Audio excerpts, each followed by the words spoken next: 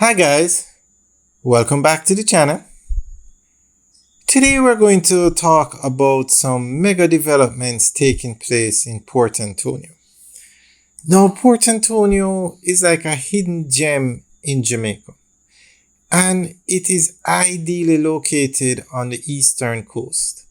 It is where two major highways meet. You have the Northern Coastal Highway that takes you from Negril to Montego Bay, through Trelawney, through St. Anne, through St. Mary, into Port Antonio. And you have the Southern Coastal Highway that takes you from Kingston through St. Thomas into Port Antonio.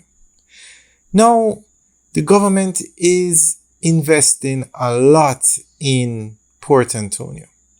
They're building a bypass, they're building the Bound Brook Urban Center, and they're also investing in tourism.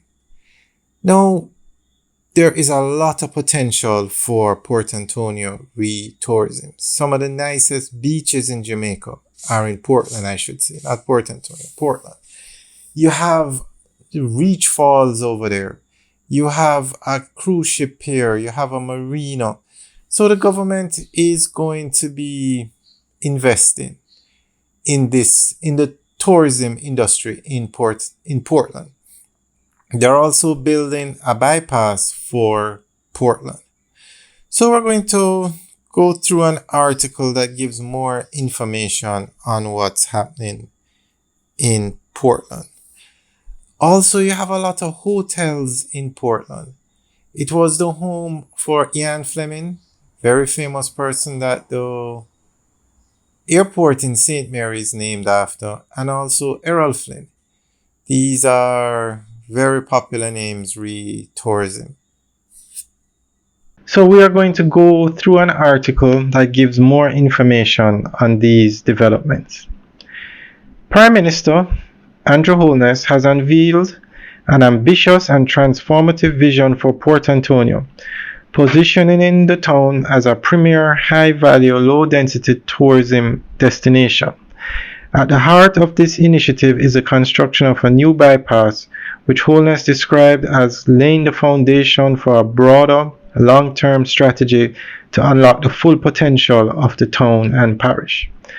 The goal is to enhance Port Antonio's historic charm while fostering modern amenities and economic opportunities through carefully guided development.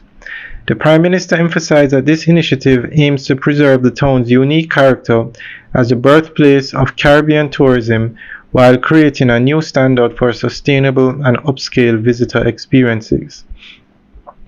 Among the highlights of the proposed development is the construction of a cruise ship terminal along the eastern belt of the harbor. This addition is intended to accommodate boutique vessels that align with the town's low-impact tourism model.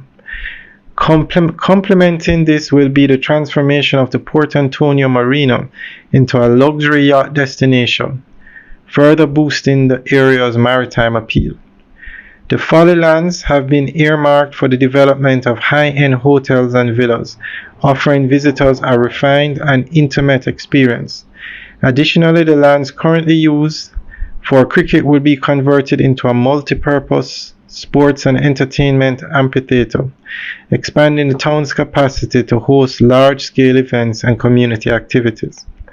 A significant feature of the plan is a new pedestrian promenade that will connect the east and west harbors. This shoreline walkway will not only enhance accessibility but also encourage a vibrant and walkable town core. The initiative also includes the development of a waterfront public park similar to Harmony Beach Park in Montego Bay, providing residents and visitors with green space for recreation and relaxation. The historic Musgrave Market will be redeveloped as part of the waterfront enhancement, transforming it into a cultural and commercial crown jewel that celebrates local artisans, cuisine, and heritage. Economic development is also central to the broader vision. The recently launched Brown Brook Urban Center will offer 148,000 square feet of purpose-built commercial space.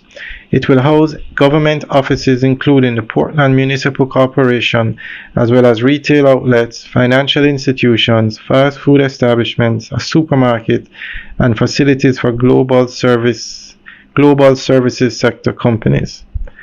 Holness noted that the bypass is more than just a traffic solution, it is a catalyst for urban renewal. Alright guys, that's the end of the update article. As I said earlier, a lot is happening in Port Antonio. Alright guys, let us know what you think. Leave your comments in the section below. And as I was going through this article, something occurred to me. I think Port Antonio is getting more tourism development than Montego Bay, which is the #1 tourist destination in Jamaica by far.